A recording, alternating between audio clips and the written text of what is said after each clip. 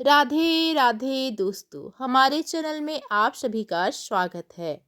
दोस्तों, हम जानेंगे सीता नवमी की कथा। आप सभी जानते हैं 25 अप्रैल को सीता नवमी है। चलिए सीता नवमी के विषय में जानते हैं। देवी सीता मिथिला के राजा जनक की ज्येष्ठ पुत्री थी, इसलिए उन्हें जानकी भी कहा जाता है। उनकी माता का नाम रानी सुनैना था। जनक नंदिनी माता सीता का जन्म कैसे हुआ, क्या है जन्म की पौराणिक कहानी, इस संबंध में अलग अलग कथाएं मिलती हैं। आओ जानते हैं कि माँ सीता का जन्म कैसे हुआ था। पौराणिक कथा वाल्मीकि रामायण के अनुसार एक बार मिथिला में बड़े भयंकर सूखे से राजा जनक बेहद परेशान हो गए थे। तब से इस समस्या से छुटकारा पाने के लिए उन्हें एक ऋषि ने यज्ञ करने और धरती पर हट चलाने का सुझाव दिया। उस ऋषि के सुझाव पर राजा जनक ने यज्ञ करवाया और उसके बाद राजा जनक धरती जोतने लगे। तभी उन्हें धरती में से सोने की डलिया में मिट्टी में लिपटी हुई एक सुंदर कन्या मिली। उस कन्या के हाथों में लेकर राजा जनक ने उसे सीता नाम दिया और उसे अपनी पुत्री के रूप में अपना लिया। दोस्तों, कुछ कथाओं के अनुसार माता सीता के जन्म से एक जुड़ी और कथा प्रचलित है, जिसके अनुसार कहा जाता है कि माता सीता लंकापति रावण और मंदोदरी की पुत्री थी।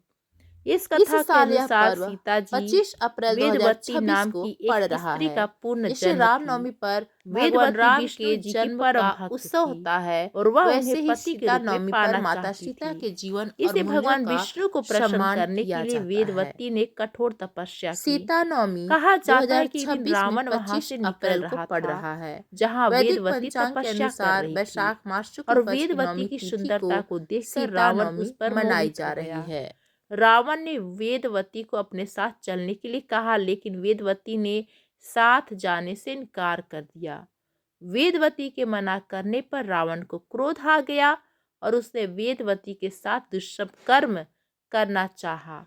रावण के स्पर्श करते ही वेदवती ने खुद को भस्म कर लिया और रावण को श्राप दिया कि वह रावण की पुत्री के रूप में जन्म लेंगी और उसकी मृत्यु का कारण बनेगी।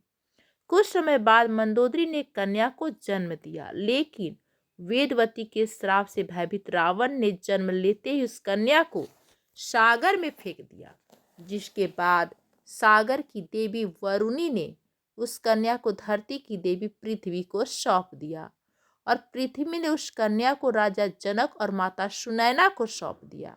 जिसके बाद राजा जनक ने सीता का पालन पोषण किया, उनका विवाह श्री राम के साथ संपन्न कराया। फिर वनवास के दौरान रावण ने सीता माता का अपहरण किया, जिसके कारण श्री राम ने रावण का वध किया और इस तरह से सीता रावण के वध का कारण बनी।